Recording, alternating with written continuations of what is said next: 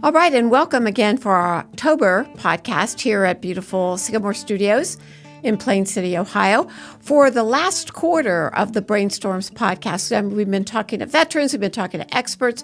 We're going to be talking to who I consider the biggest experts in the field, and that are military spouses. We're going to have three very strong women coming in October, November, December to tell us issues involved with dealing with the signature wound of war, dealing with somebody coming back from war, dealing with taking care of an entire family by yourself while your spouse is deployed. And each one of these women have been challenged by this and have risen way above the challenge to a point where I look at them all as my heroes who are kind of raising our communities, raising our nation to a higher level. And today, I'd like our readers to pay very close attention to both listening and reading the podcast about what we're saying, because what we're talking about is change that will bring about progress that will make our nation stronger. So we have with us today a lady that I am so thankful to have met. Her name is Dr. Jayna Moceri-Brooks. She is a clinical professor here at NYU, New York University, and she's going to be joining us from there. And her specialty is dealing with some of the most intense issues that you can in our nation, that of gun control, that of gun violence, that of suicide, and particularly with a special interest in veteran suicide. If we've been talking about the last 3 months, our suicide prevention initiative, there are nearly 5 times more suicides with our veterans coming back from war than casualties in combat. And that is on us. That is on the civilian world.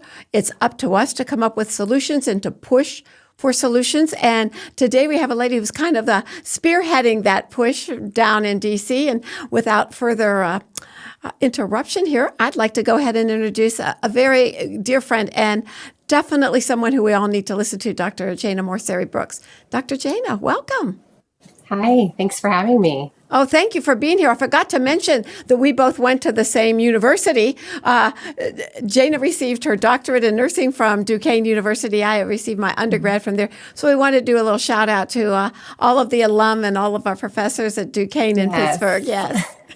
Go ahead, Jayna. Tell us a little bit about your journey. Sure. So really, I've been a military spouse for nearly 19 years in the Army branch. And I noticed back in 2008 and 2009 that service members were coming back from combat deployments with unrecognized brain injuries, and that impacted my family as well. And so I wanted to help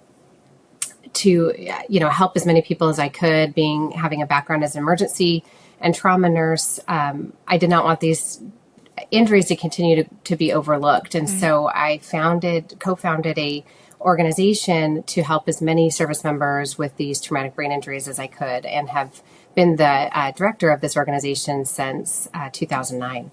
And the name of your organization? Is Recognize the Sacrifice.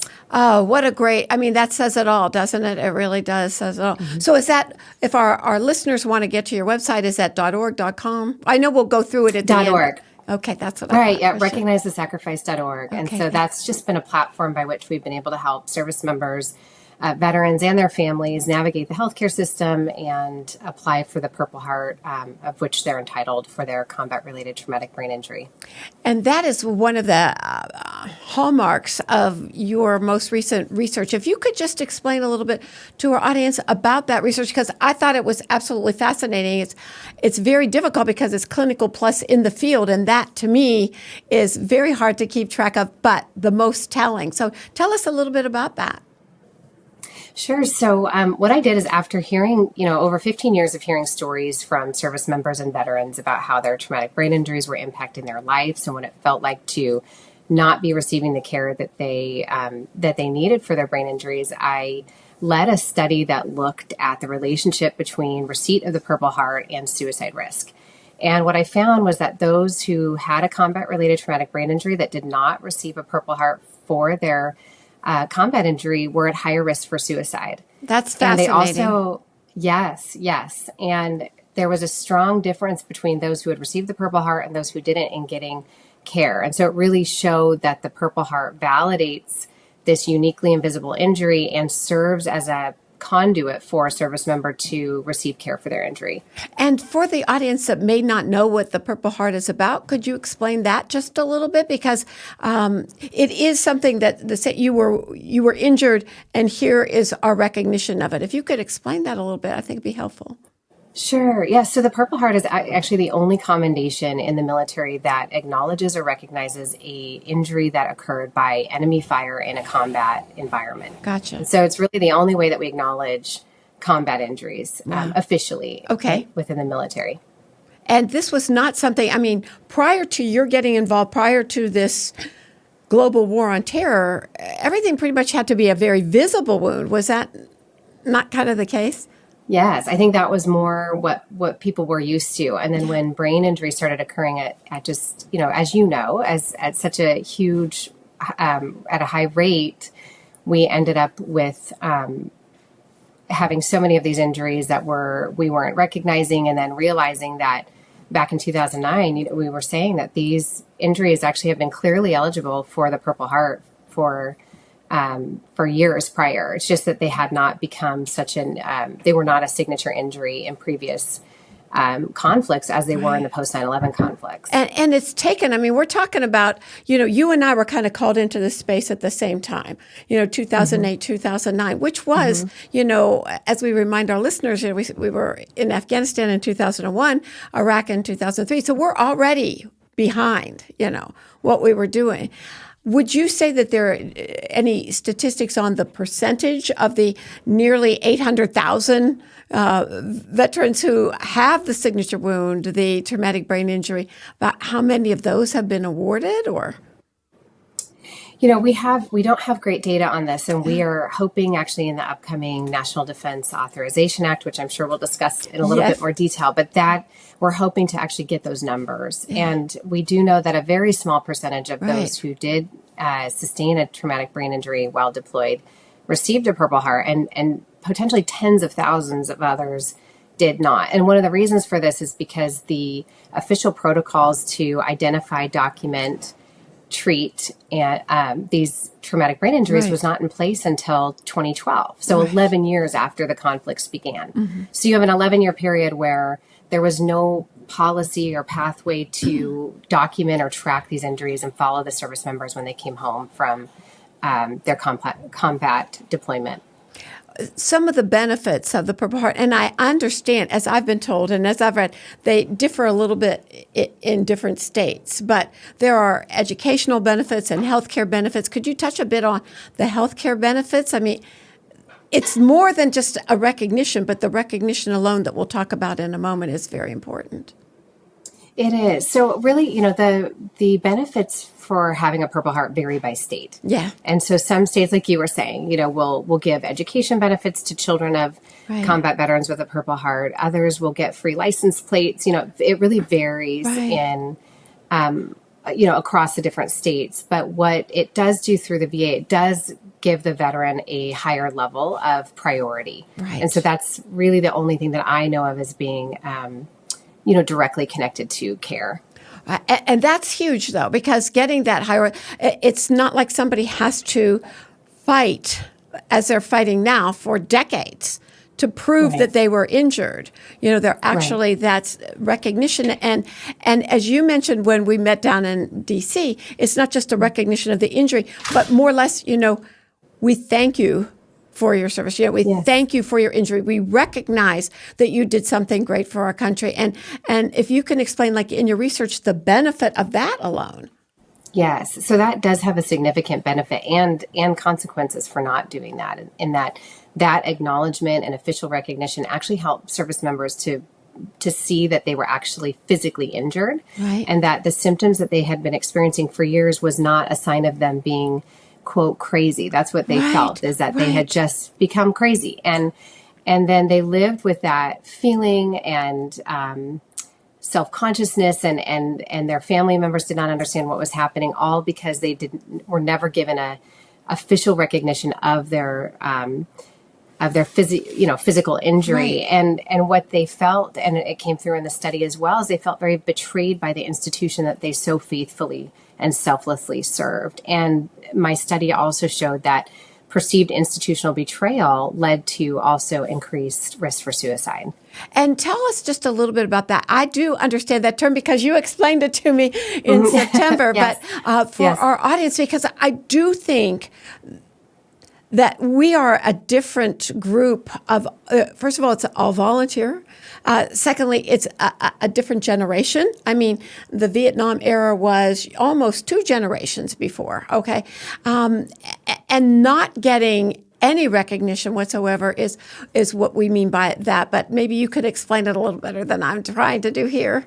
Yeah, it's a newly understood concept or term. And so we are going to be diving into more research looking specifically at institutional betrayal or perceived institutional betrayal, but it really is this intense feeling of what a service member experiences, that they have lived the Army values or the military values of selfless service, of loyalty, of putting others before themselves. And then when they are injured, the institution does not reciprocate that loyalty to them. That's through an excellent caregiving, definition. through official recognition. And that is so amazing. And you've noticed that there's several times, if you can mention, I've read your amazing paper, but about the suicide risk and what getting the Purple Heart kind of does to that risk. So we'll let you share that with our audience. Yes, I mean, it appears to be protective in that those who receive the Purple Heart for their traumatic brain injury had a lower risk for suicide and had a higher quality of life after brain injury scores. And so they endorsed having a better quality of life and that they were able to receive care for their traumatic brain injury because of the Purple Heart. It truly helped them, holistically, because not only did it get them the care that they needed, it helped them to understand that they have a physical injury that they're dealing with that occurred in service to our country. And their families and friends, actually knowing they have that Purple Heart, were able to come around them and give them grace when they're having TBI symptoms that are maybe uncomfortable or unpleasant, or offer them extra support. So there's just this community support and understanding when someone has a Purple Heart, and it really adds them to the unique group of wounded warriors. Right, right. The community of wounded warriors. Right. And I've talked a bit on podcasts previously, but it can't be stated too often, I don't think. I kind of follow some of the research of Dr. Thomas Joyner, who has done so much in the suicide silo. And when he talks about the 3 things necessary for someone to take their own life, it's wanting to take their own life, it's being capable of doing so, which our military members are infinitely more capable than most of us. And the third, and the one that you're pressing on with your research, which, by the way, was a brilliant idea and difficult to undertake, I'm quite sure, is that they have that feeling of burdensome. It's not like our military members or our veterans are taking their lives because they just can't take it anymore. They're taking it because they feel their families can't take it anymore, or their loved ones can't take, or their society, they're not giving back to society anymore. So what you have done by this research is saying, hey, something as I kind of think it's even a low-level help to them by actually awarding them something that they worked for by getting injured for our nation. By just acknowledging that can help elevate not only their care, but their life is enormous. Yes, I agree. And really just lifting that, part of lifting the burden or perceived burden from these service members is having healthcare providers lift that for them and give them the support that they need, right? Is to say, you don't have to carry this alone. We are going to help walk you through this. Right. Absolutely. I know we had talked when the VA started doing its first level screenings, for instance, which was back in 2008. I volunteered as a TBI specialist to go a couple days a month to do that. And the thing that got to me by day one, is this feeling that, oh, doc, I'm crazy. And, I finally came up with as a matter of fact, they all got to know my mantra. My mantra is, you're out of your brain, not out of your mind. It's your brain. We need to fix that. And there are things things we can do to fix that. And one of the issues that they were so amazed for is, and I know you've seen it, that long list of questions that the VA was asking them, like, do you avoid crowds? Do you avoid loud noises? And I told them, I said, I was a klutz, I had a head injury putting up Christmas decorations, and I haven't been to a football game in a large stadium since, so what you've been through, these 8 IED explosions and through combat and seeing, your fellow battle buddies become deceased in an instant is nothing compared to what I did. And I still don't go. So again, I never felt like I was crazy. I knew I was different, but, as a civilian in the civilian healthcare system, I was not told that, I was that unusual, Right. The power of a diagnosis. I think it's even like for people who've experienced symptoms for years, in our professions, where you can have somebody who's struggling with a symptom and they just desperately need a name for it. And then they find out they have a name for it, a diagnosis. It actually relieves their anxiety surrounding it. It helps them to understand it, and it helps everybody around them understand it. So it's the same concept. So it's a powerful diagnosing, making a diagnosis, as you know, is a powerful first step. Right. And I would say that any warrior would be happy to do that research and come up with that great kind of pathway forward. But you've decided not just to throw it out there, but to actually do it. Do we need to stop because of that noise? That's on her side. What is it? Is there noise coming from your side? It might be on my end. Yeah. Okay. Yeah. Okay, that's fine. No. So I was talking, so I think we'll be okay, but I thought I would just take a little quick break there. Yeah, just in case. Okay. Okay.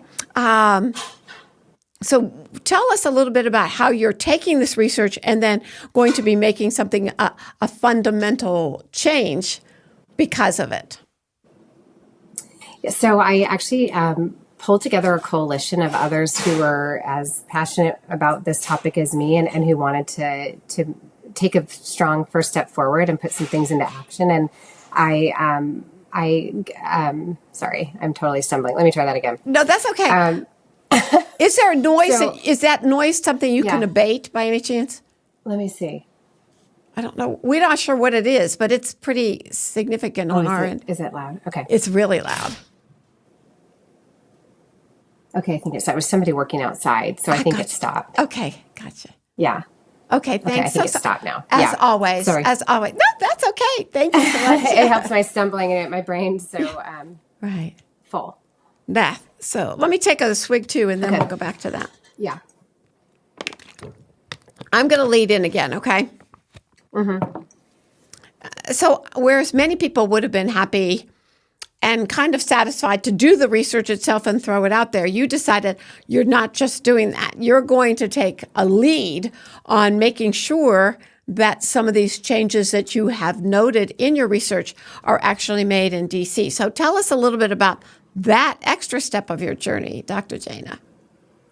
Yeah, so I pulled together a coalition of others who wanted to take steps forward through the legislative process with me. And so Dr. Kate Rockline, she is a military spouse or former military spouse whose former husband died by suicide and had a TBI. And Mr. Frank Larkin, whose son Ryan also died by suicide after a long battle with TBI symptoms. And so the three of us said we didn't want to stand by and see any more service members take their lives and not get the care they received. So we wrote a bill named after Ryan and Mike, Kate and Frank's loved ones. And we put in everything that we wanted to see to fill in all the gaps of care needs and recognition for service members and veterans. And that ended up turning into the what is now called the Blast Overpressure Safety Act that was sponsored by Senators Warren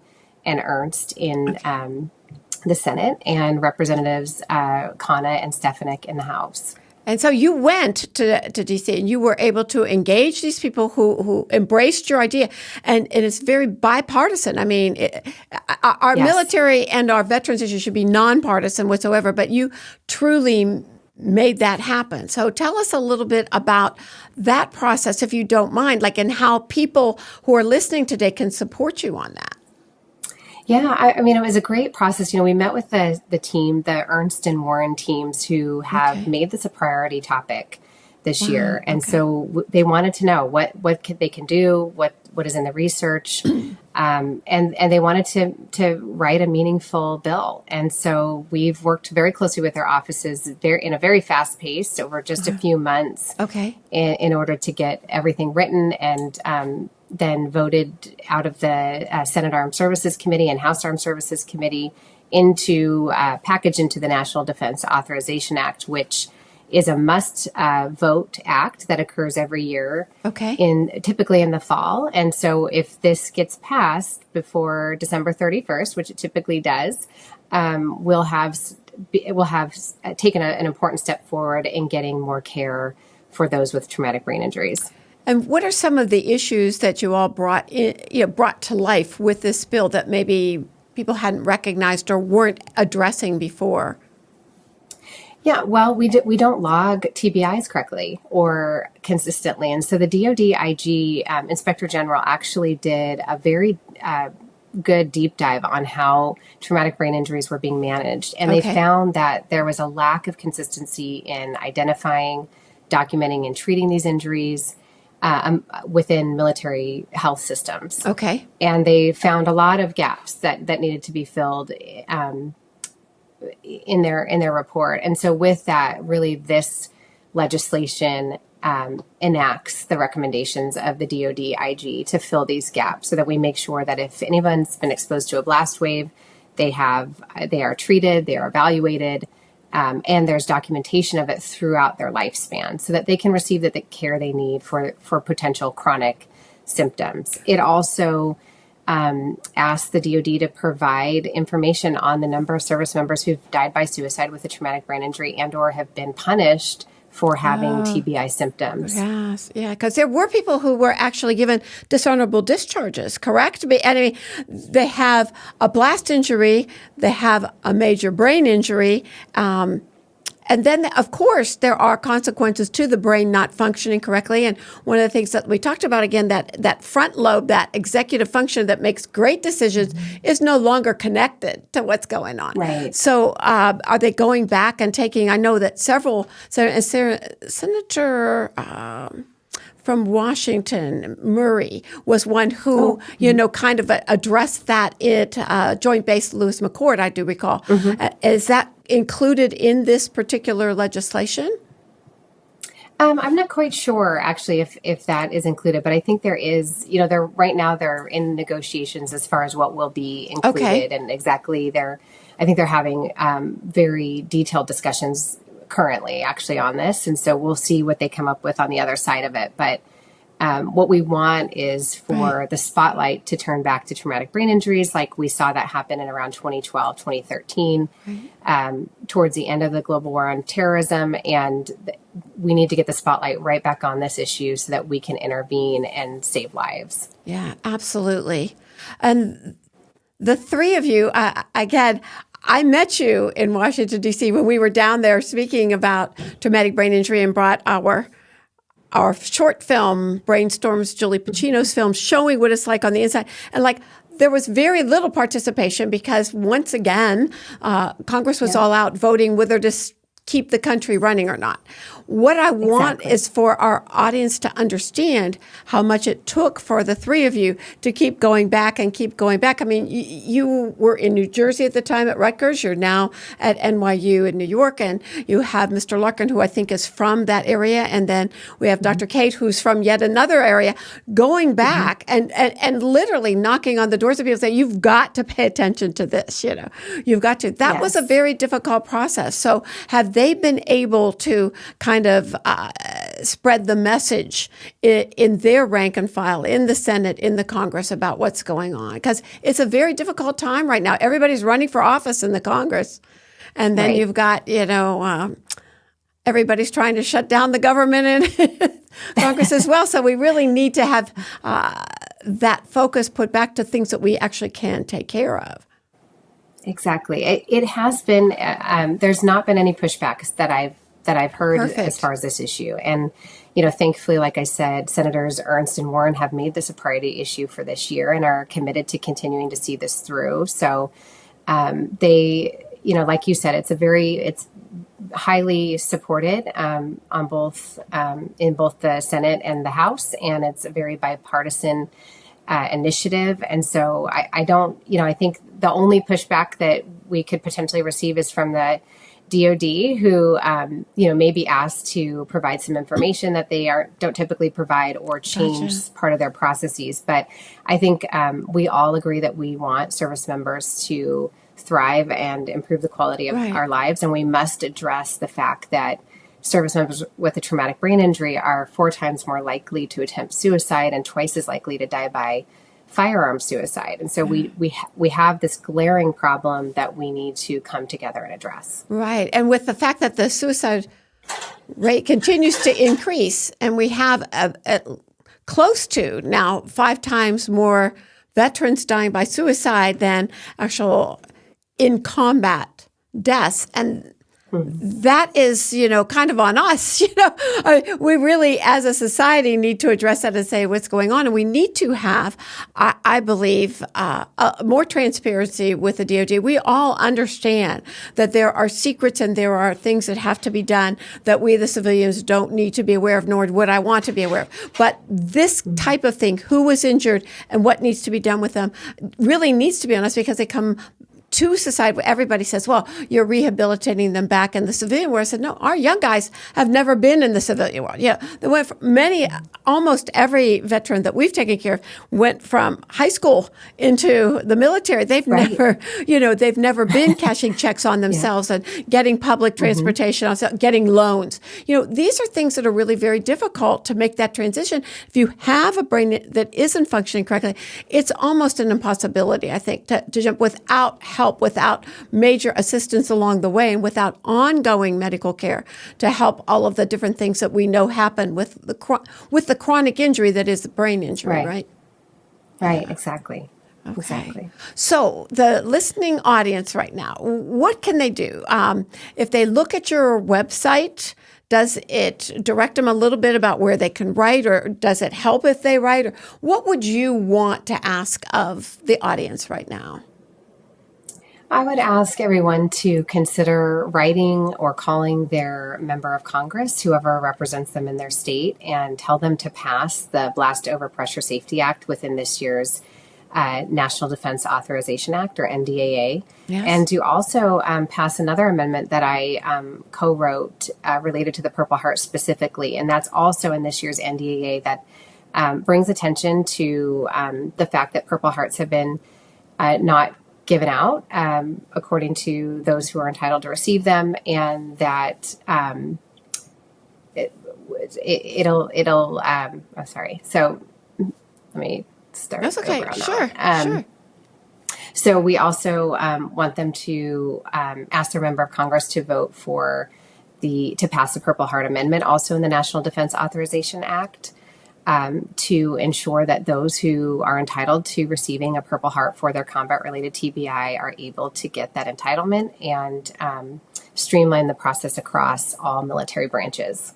I think that would be great. And it's, good that you were here as our October podcast guest, because now's a great time. Like, Yes. the polls opened here in Ohio yesterday. The electoral, not the polls, the actual voting spaces opened up. Because I voted yesterday. I said, I'm going to get this in, get my vote to count, that kind of thing. So I do think that now would be a really good time, because although they're out there campaigning, they're also very aware of what their constituency wants done. And so even if you're in smaller communities, if you could get several members of your community to also call the Congress, and I always say I like to blitz. I really like the blitz.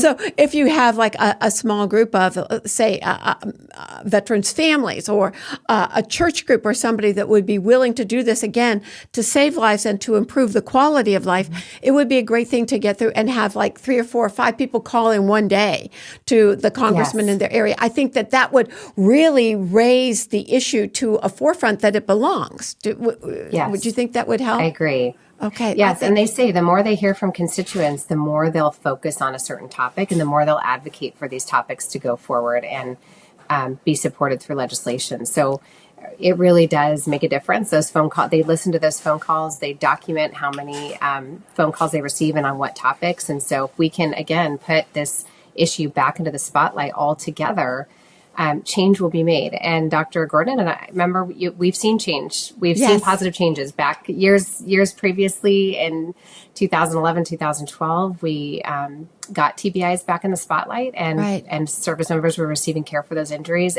based upon a massive PR effort. Correct. So we can do it again. This is the time to do it again. I absolutely agree. And we're going to be continuing this into 2025, when we have the new members of Congress before they have to. I mean, everybody says that you start running for office the day that you're elected into that office in the Congress. Right. We can make more noise. And I cannot thank you and Dr. Kate and Mr. Larkin enough because these are strong personal stories. And both Dr. Kate and Mr. Larkin suffered literally unimaginable loss. And when you lose someone who is your spouse, your son, your brother, your sister, you're talking about a young population that you're not just losing. So you're losing all of the future that they could have actually had, and future children and future generations. So it is more than just a grievance period, it's a continued loss period. And I think that for you all to turn it around, and I do want our listening audience to pay attention. I mean, I only read USA Today, and I'm not giving a plug for USA Today, but it's written in a language that I can understand pretty well. And even they are covering the kind of betrayal that our military members and our veterans are feeling. And we need to really press both the Department of Defense and the VA to become more transparent, to work more as a unit, to have this soft handoff from the military life to the civilian life. And it's one of the things that Dr. Jayna and I are doing together is, with the help of the Forbes Foundation, we're going to be part of a book that will be released in 2025 and hopefully give us another push as well about how to make this transition, which is right now so chaotic, very streamlined and very helpful. And I think we'll be seeing a lot better outcomes for the integration factor as well as longevity and a future, don't you?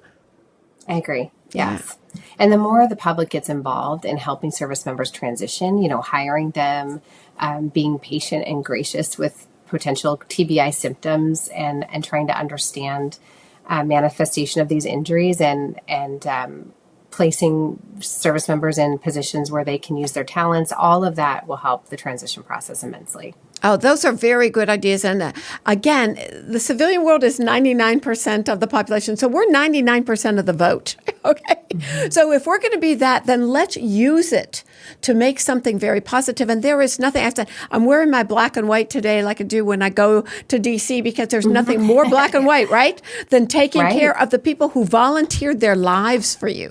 And what you are doing, I can't say enough. We are here at Resurrecting Life to support you at any point of the way that we can. We hope our listeners' audience, and we're going to have this kind of sent out to different organizations, veteran service organizations as well. See if we can't get that kind of congressional spotlight on the folks that are still there that are going to be voting on your additions to the National Defense Act by the end of the year. And I think that would be a huge step forward. And then let's leap into 2025 with, everybody that's going to be there for the next 2 years, and some people for the next 4, and some people for the next 6, and really make this an issue. I was thinking, actually, the writer for our book, Mr. Gary Lee, a former Washington Post writer who is just amazing, pointed out to me yesterday when I was having one of those days, like, I'm not sure anybody's listening, And he says, no, you can't do this. As you realize, no matter what happens, the Vice President of the United States will have served in this global war on terror. And I go, bingo, we do. We will have a vice president in office who knows exactly what you're talking about. So I think that this is really good, and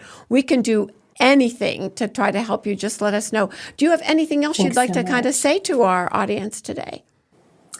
I just think, this is, some of these initiatives are our first steps. And so I think this, we need to see this as a marathon and continue to go. So as things pass, we need to continue to press forward and think about new initiatives and ensure these initiatives are helping service members, veterans, and their family members. And again, just continuing to work together to support those who are at the highest risk for suicide. So thank you for having me. I really appreciate you highlighting this topic and all the work that you're doing. Well, I appreciated you driving down from New Jersey to Washington, D.C. for our event that we had down there. I think that was one of those divine chance moments that I wanted to take the best shot at using that to its greatest ability. And thanks again to your cohorts who I was able to meet, Dr. Kate virtually and Mr. Larkin, who went through a crazy mission just to get to meet with us, and